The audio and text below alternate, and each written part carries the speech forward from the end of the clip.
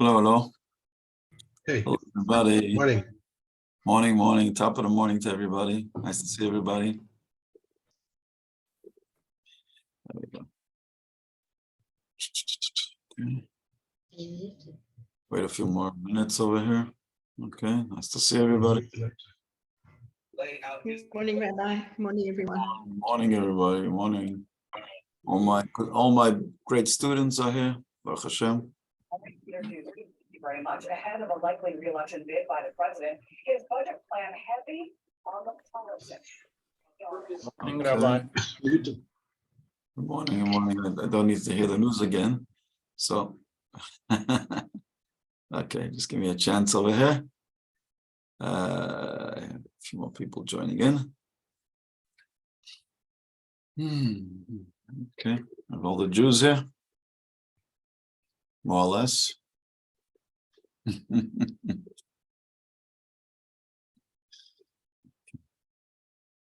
Yeah, just give me a minute and I'm going to try to get this thing rolling.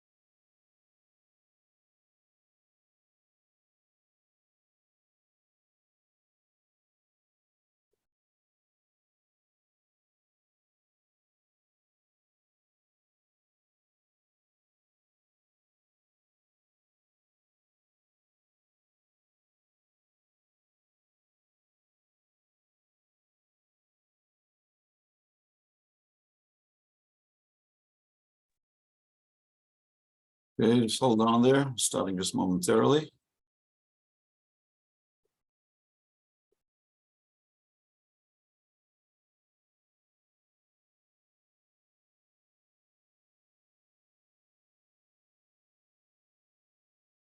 Okay, ladies and gentlemen, boys and girls, welcome all to our class. We're continuing with the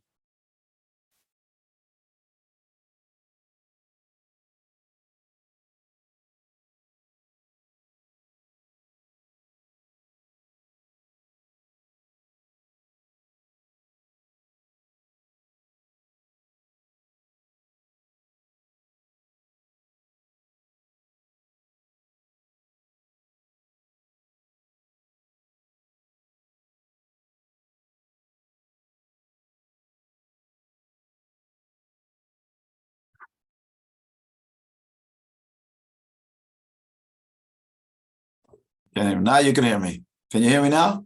Yes. Okay. Okay. We're good now. So we're talking about the sixth day of creation. As we know, that was the day that Adam and Eve, the two people that were going to change the whole world, their children, their progeny for the generations, the crown jewel of creation happened on the sixth day. And last week we spoke at great length about how they were created, whether they were created as two separate beings, or one was created from the other, or they were created as an androgynous being. We spoke at that at great length in last week's shiur. And today we're going to speak about right after they were created. It was known that Adam and Eve were only created maybe for a couple of hours, and they already goofed up. And the world speaks of it as the original sin, the first sin. So the question is, you just created for a couple of minutes. How do you, what was the sin? How did they sin so quickly? They're just like, brand new creatures, and God tells them one little thing not to do or not to do. God says, okay, I've given you this whole garden here. Beautiful garden. Many trees. You can eat from the tree of life. Beautiful, delicious fruit. Enjoy it as much as to your heart's content, and you'll live forever. But don't eat from this other tree called the one tree, the tree of knowledge. And within a couple of hours, they were like tempted. The Rebbe writes somewhere that it could be that the reason why they sinned so quickly was because there must have been such a temptation. All the temptation of the world was all wrapped into one tree. Right? So there was something about this tree that was so delicious, so curious, so it really attracted them, because all of the lust, the pleasure, the physical pleasures of this world was all directed in that one tree. So Adam and Eve couldn't overcome that great test. And so they failed the test, and then they were kicked out of the garden, and God told Adam, you'll have to start working, and Eve, she'll have to start having children. And this serpent who was involved also in this thing, he's going to have to go crawling on his belly. He obviously didn't crawl before. He was on some legs, and then God chopped off the legs of the serpent, and the serpent would have to go crawling on his belly. That would be his punishment. And they were banished from the garden. And this all happened on the sixth day,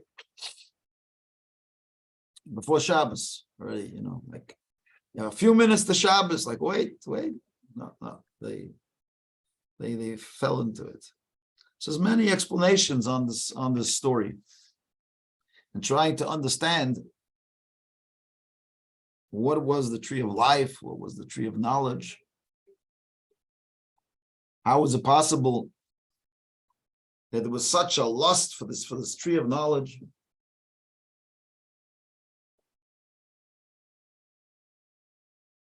As the Rambam asks, what could be so bad about a tree of knowledge? We're telling people not to have knowledge? What was so terrible about the knowledge? And then afterwards, you also see that it's part of the story that Adam and Eve, they didn't know that they were naked. Right? They walked around without clothing. And after they sinned, put the phone here, please. They suddenly realized, take it with you. We don't have clothing. We don't know what to do. We're naked. So this is the question: how did that happen? What happened over here? So Maimonides explains that tree of knowledge is not knowledge. They obviously had knowledge, they had intellect without eating from that tree. It was called the tree of knowledge of good and evil. So that's something else. It's not that they were very, very smart creatures before. They were extremely intelligent. Because we see that Adam was so intelligent that God gave Adam the opportunity, the privilege of naming all the animals. And it says whatever Adam would name the animal, that would be their name. Now it's explained that, naming an animal, he sees a cow, he says cow. He sees a horse, he says horse. He said maybe anything that came to his head, no. In the Kabbalah, it says that he actually was able to see. He was so intelligent, he was able to see the source of that, the root of that animal, and to see what their spiritual counterpart was. He was so clever, he was able to understand what was the soul of the animal. he knew the language of the animals, he was able to speak to the animals. And he looked at the animal, God entrusted him with naming the animals because Adam had this deep insight into being able to name all the animals because he was able to see the name of the animal. As we know that in Kabbalah, there's a big talk about a lot of discussion about what the concept of a name is. And that a name is not just a coincidence. You know, you think your name is Moshe, Shlomo, Chana, Rachel, you think it's a coincidence. We think so. But the truth of the matter is, the name that we have is really connected, intimately connected with our soul. And so when parents name their children at the baby naming ceremony or at a bris, most people think that it's like it's just something that parents randomly pick. Either they pick it because it's a grandparent's name, or like today, you pick a name, a Hebrew name. The names that they pick today are just names that they like, which bothers me a lot, by the way. Something that it's one of my pet peeves that people used to name after grandparents. That was like a normal thing. Or after a great tzaddik, name after a righteous person. Today, kids are naming their kids just whatever name they just pick, even the Hebrew name. They pick a random name, a name that they like. I mean, obviously that's the soul of the child. But they pick these names like, especially in Israel. In Israel, they pick these like Hebrew names that are like one-syllable names, like Guy, or Gal, or Bu, or Bli, or or whatever it is. The very, very, very short one-syllable names. I don't know this. I think that, and a lot of times I find that parents or grandparents, parents get insulted a little bit. They don't, and even when they do give a name, a Hebrew name of a grandparent, it's like the last name of all the names, just to make the parents happy. A name it's not the English name, it's not the Hebrew name, it's the last name of a string of 62 Hebrew names that they give the child, and the last one is named after a grandparent. I don't know. It's like I think that we should go back to what it used to be. Chabad especially, we named after Rebbes, great rabbis, because that's a great zechut, a great merit for the child. To name after a righteous person, a righteous grandparent. You name the child after that. So you want to adapt the name a little bit to the modern times. Okay, fine, but use the name. Use the name of a grandparent. Go back to that. Anyways, that's just a little pet peeve that I have, and I wanted to share it with you. Constantly going to these bris and baby names of names that a lot of times I have to ask the parents what the name is before the baby naming, because I can't change it at the time that they're naming the child, but they have these interesting names. Yeah. So today they have, the English names especially are these like people want to know like what's the Hebrew version of Nicholas? Not even Nicholas is not even a name today. Today the name the English names they give to children are like last names. Like Franklin or something, whatever. These funny names that they pick today for English names. And then they come to the rabbi and say, give us the Hebrew equivalent of that name. But Adam, we say, was brilliant. He was a mystic. He was a smart guy. And God brought him all the animals and he trusted him that he could. So the Kabbalah, it says that the name in Hebrew that you pick for whatever the animal was, that was indicative of the spiritual root of that animal. So if you have an animal like a dog, the Hebrew name is Kelev. Kelev is a dog. There's a Hebrew named Kalev. Kalev is a Hebrew similar to dog. But he called him, Adam called the animal Kalev because he saw the letter Chaf, Lamed, and Bet connected to the source of this animal. And in many places it says that the name dog in Hebrew, Kalev, means Kula Lev, completely heart. You know, a dog is very has a lot of heart. I don't know what all the other animals, Kula Lev, completely heart, right? There's a special story about, in Judaism, all about animals and dogs. We're indebted to the dogs because the dogs, when we went out of Egypt, they didn't bark. So on Pesach, we honor the dogs. The dogs didn't bark, so they made it easy for us to leave Egypt. But regardless, Adam Arishon, the first human being, God gave all the animals, so he was very wise. The reason why I'm saying this is because people say, God told him not to eat from the tree of knowledge. Told him not to eat the tree of knowledge of good and evil, not the tree of knowledge of intellect. Adam and Eve were very intellectual. To the point, like I say, that they were able to name all the animals with a deep mystical name. So what was it that Adam was not allowed to have by eating that tree?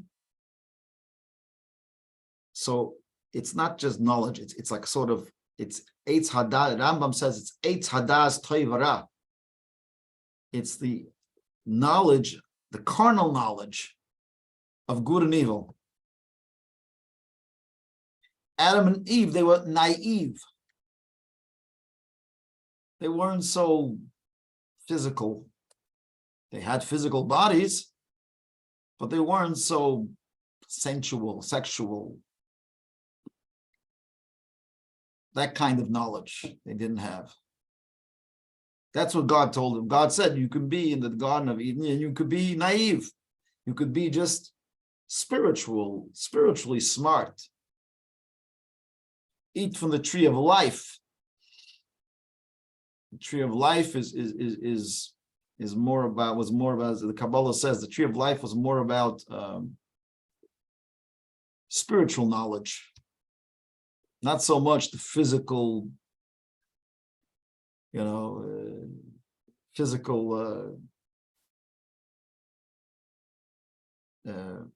says about the serpent, he was arum.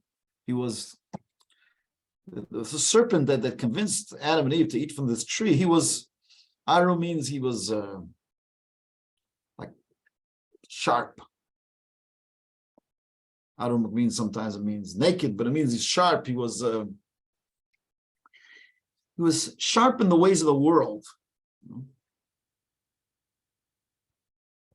That's what he wanted Adam and Eve to eat from that tree. He told them, you're going to eat from that. You're going to become more knowledgeable in the physicality of this world.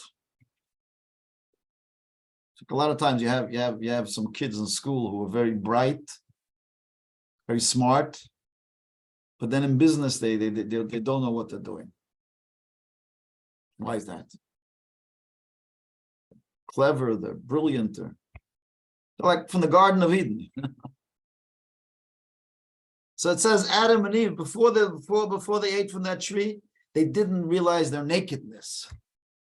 Nakedness is part of what goes on in this world, the carnal, sensual stuff that goes on in this world. It's a different kind of knowledge, which Adam and Eve, they were professors before. They were able to sit and study a whole day. They were in a space of the Garden of Eden. They were in the world, but they weren't worldly. And that's what the tree of knowledge did. It made them worldly. Follow what I'm saying? Made them worldly. That's what that tree did. It brought them to a space where you can break God's will. So the breaking of God's will and eating that tree really is one thing. Medrash says that when Adam and Eve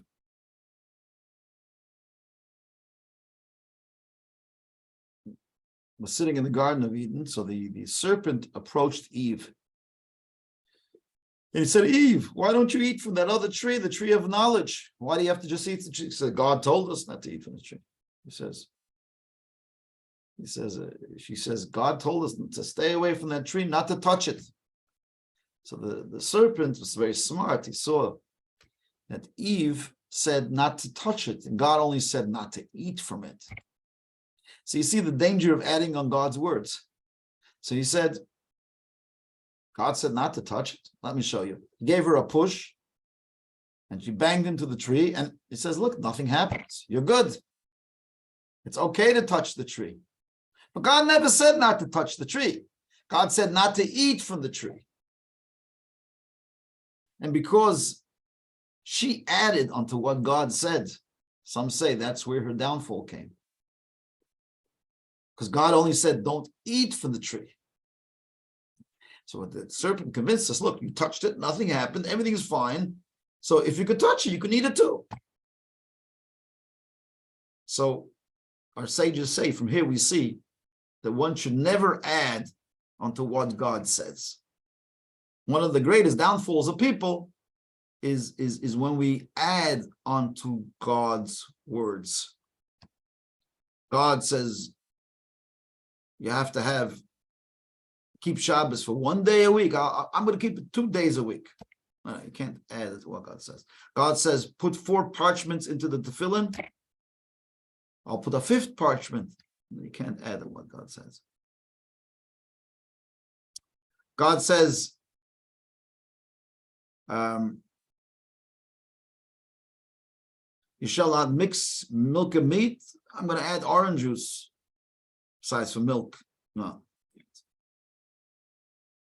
We can't add onto the word of God, because when we add onto the word of God, this is a dangerous thing, because then when we break, we don't know what is the extra and what is the word of God.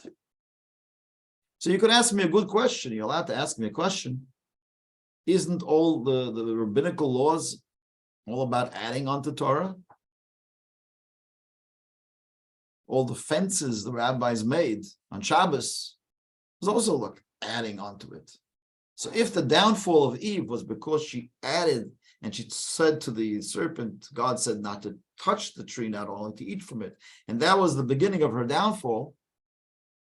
So how do we reconcile that with the fact that the rabbis are always telling us, we do have many things. We say we know that the Torah speaks only about mixing milk and meat. The meat is beef. And the rabbi said, not only can't you eat beef parmigiana, you can't eat chicken parmigiana. Right? So the rabbis did add the chicken. So they did add some stuff to it when they made their fences. And we find Judaism is filled with a lot of things that you won't find written in the Torah.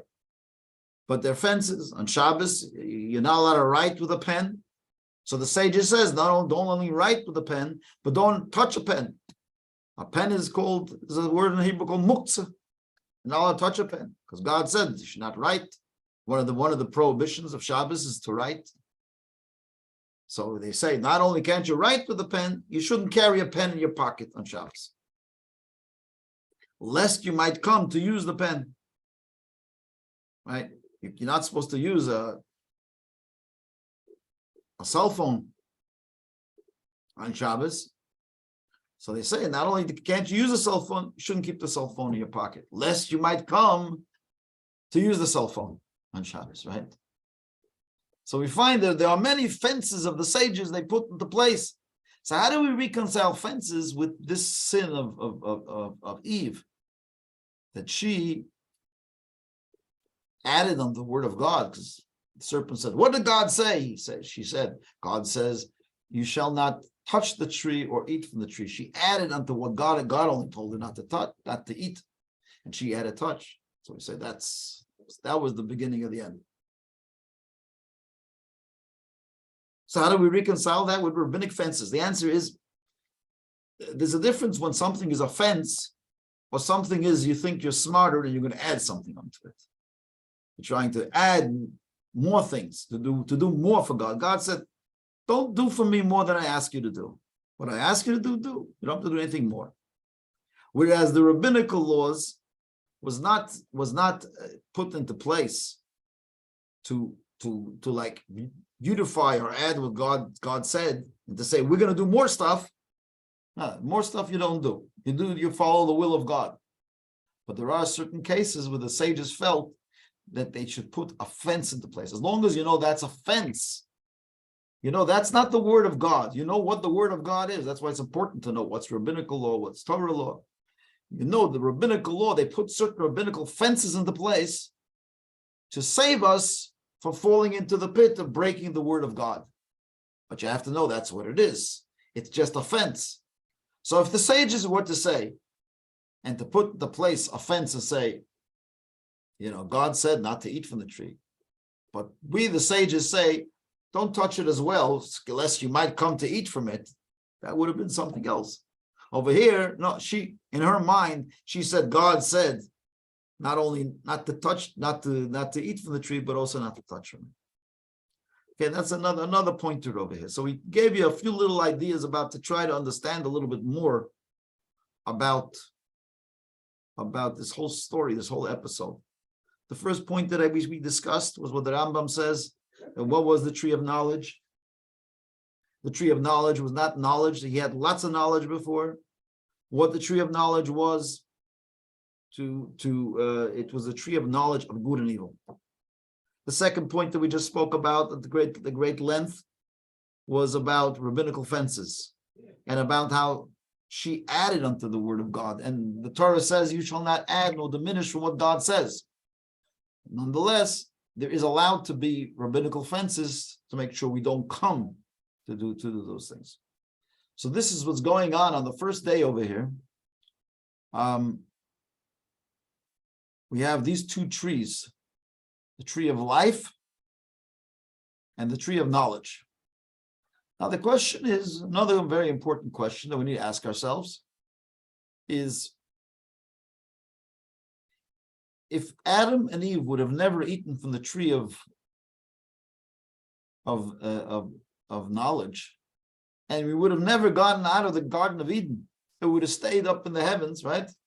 Would God's purpose in the creation of the world, of us dealing with the physical part of the world and bringing sanctity to the world, would that have ever happened?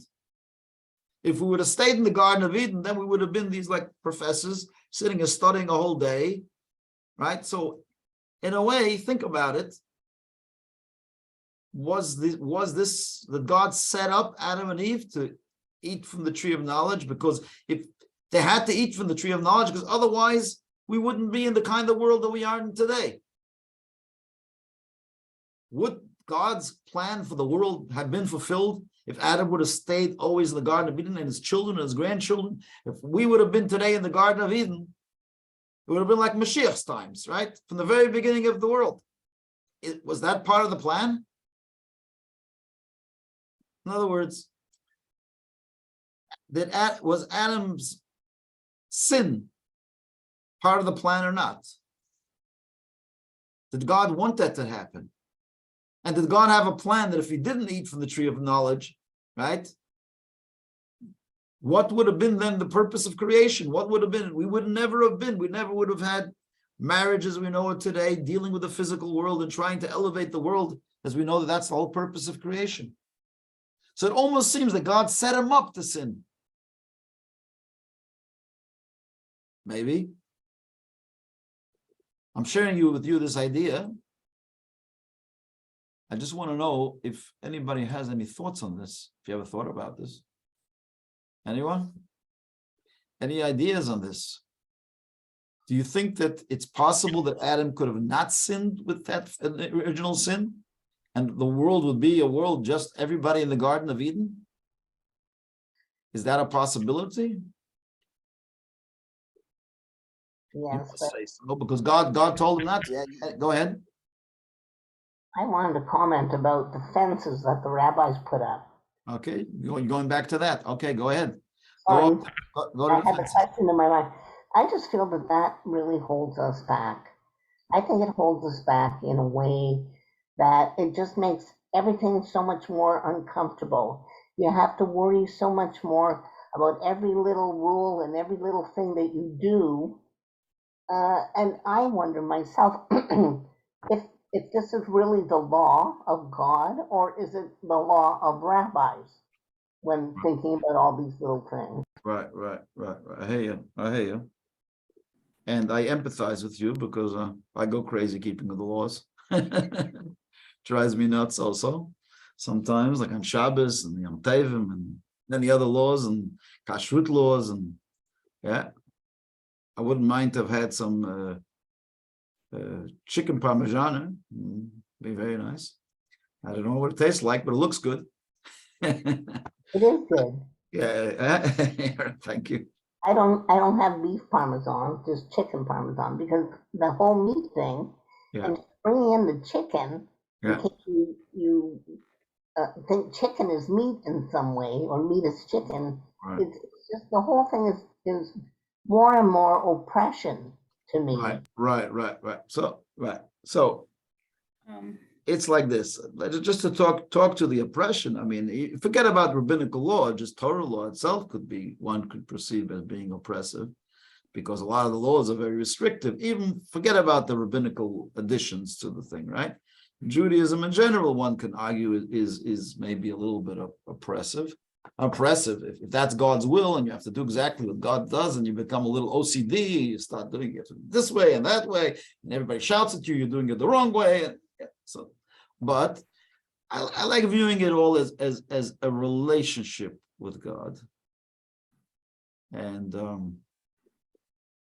in a relationship, like when you show love for each other in a relationship, let's say in a marriage, for example, right? We do things for each other, even though we don't like those things to do it, but because we love each other, so we do it for each other. Like, for instance, a wife might have, let's say, a love for flowers,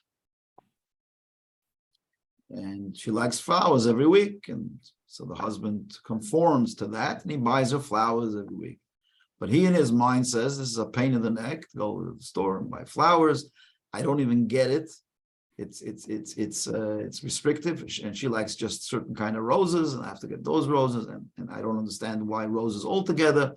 What does it have to do with anything? And for me, flowers makes no sense because we throw it into the garbage afterwards in a week, and they dry out and they wither away. And so, but if you really love your wife and that's what she likes, so you do those things for her, right? You like to drink, and your wife hates when you drink. So, well, I'm not saying I'm very good at that, but if she doesn't like that you drink, it might be oppressive. But you do it for the sake of love, because you love her, so you do things for her, right? Tells you she doesn't like when she doesn't like when you smoke, so you stop smoking for her. It's oppressive. It's you like to smoke, right? I'm just giving you some idea over here that the way I like to look at the Torah, not so much as laws, harsh laws from some removed God that they gave it to us a few thousand years ago, and now in the 20th century we still have to do these crazy laws, because that's religion.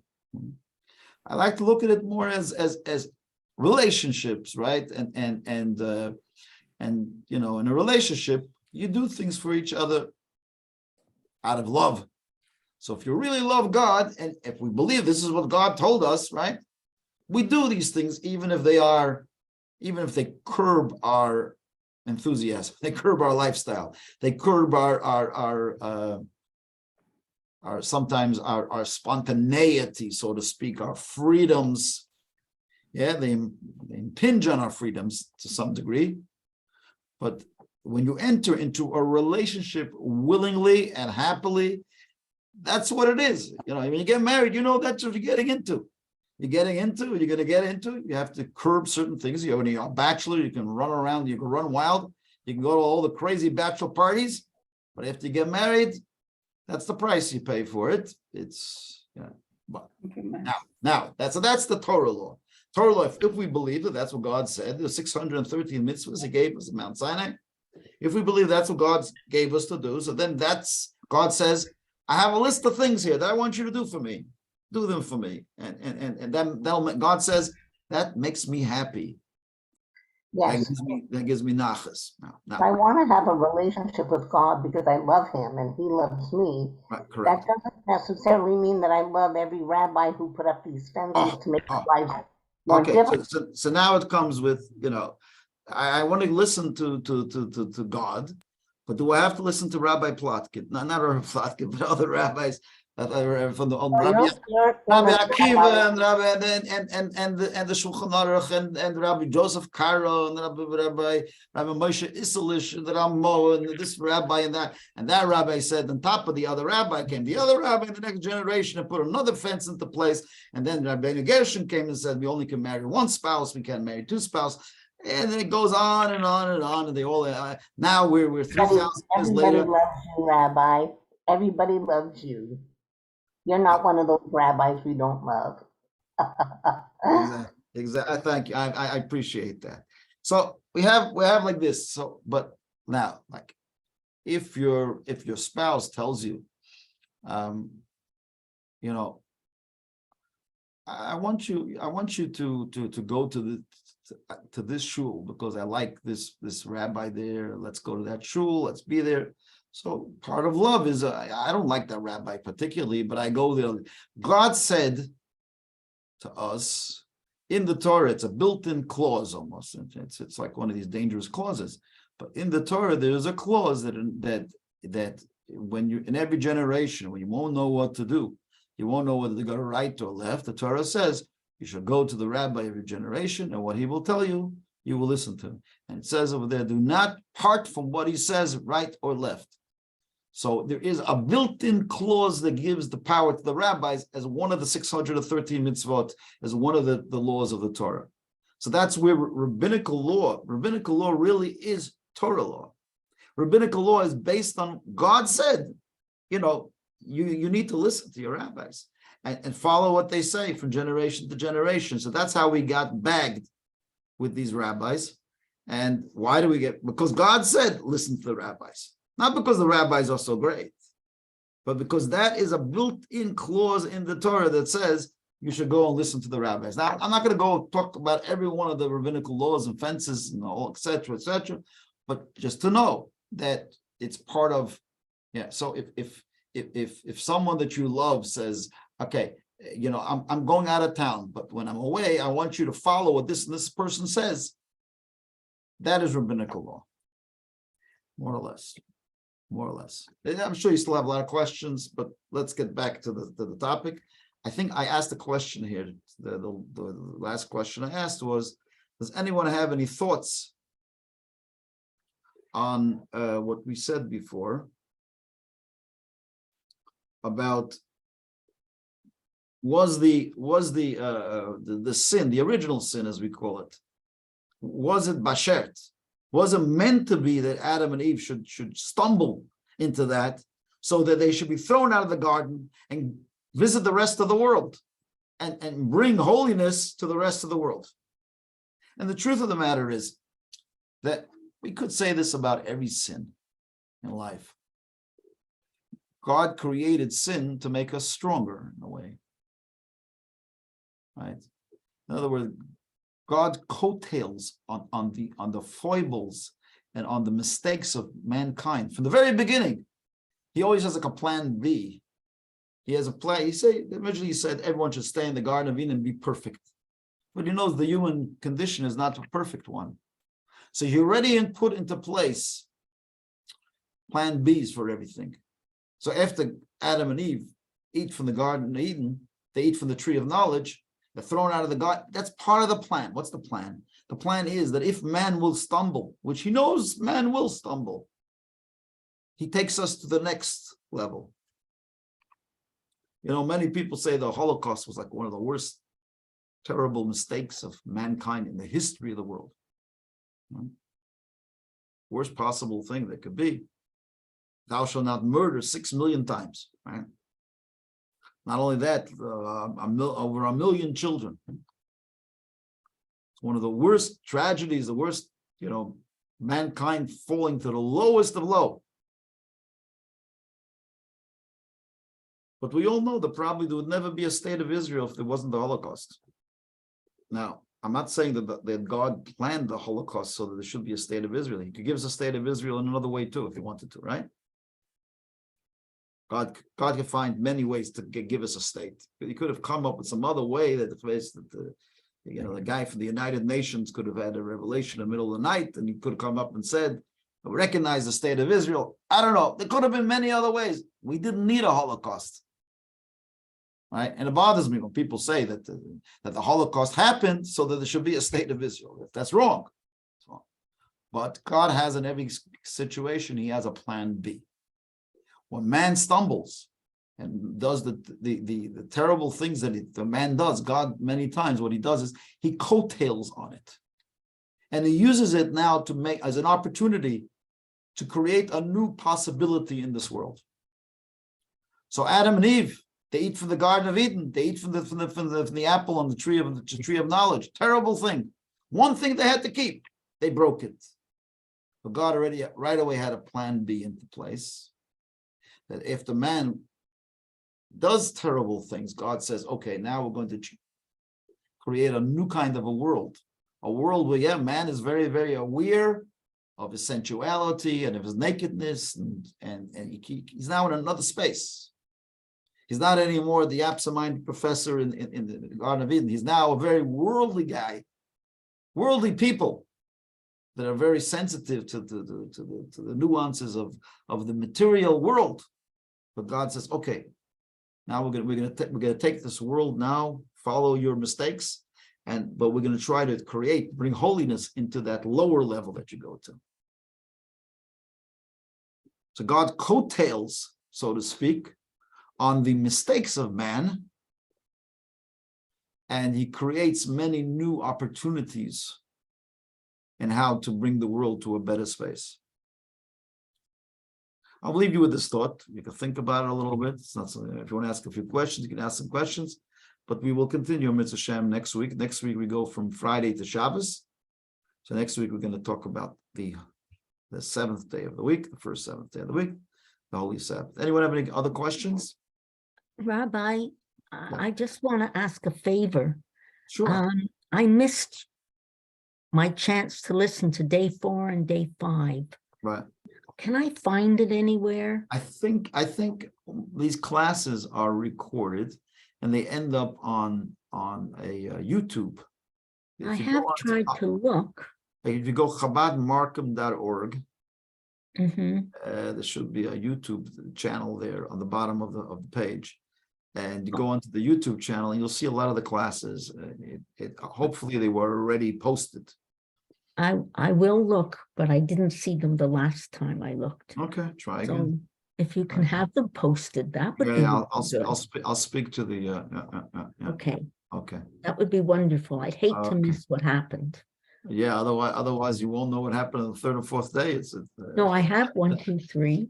I have 3 twice. 4 and 5. Okay. 4 and 5. Okay. Thank you, Rabbi. Very I good. so appreciate this class. Okay. We love giving it as well. Thank you, everybody. Have a great Shabbos. Thanks, Rabbi. Okay. Thank you very much. Bye.